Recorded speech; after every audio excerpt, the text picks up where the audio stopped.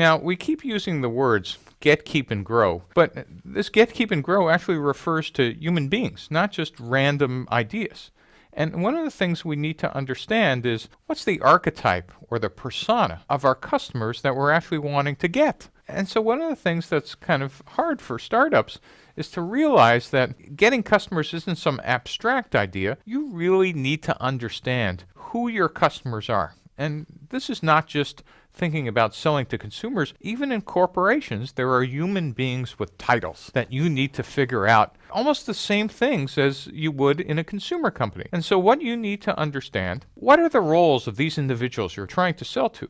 Who are they? If it's in a company, what's their position? What's their title? What's their organization? And by the way, not just on the org chart, how do they get influenced or who do they influence? And if they're actually buyers, how do they buy? I mean, how do they hear about products? How do they know about you? And as we'll see later, one of the interesting things is there are some customers that are users, like in Google, there are people who use search, but there are people who are payers, who are actually a whole different customer segment. So you need to understand, are these people, this archetype I'm trying to define, are they the users, are they payers, are they regulators, or are they somewhere else in the buying process? And what you really are trying to understand, if you remember from the value proposition and customer segment lectures, is you're trying to understand what pain is being solved for them and what gain is your product creating for them. And at the core is you're trying to derive an archetype of who they are. And so what we tend to do is suggest there are startups that you literally start with a series of hypotheses, and you get out of the building, and in your customer discovery process,